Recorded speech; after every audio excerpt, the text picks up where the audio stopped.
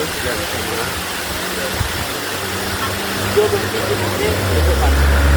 Mübarek taraf.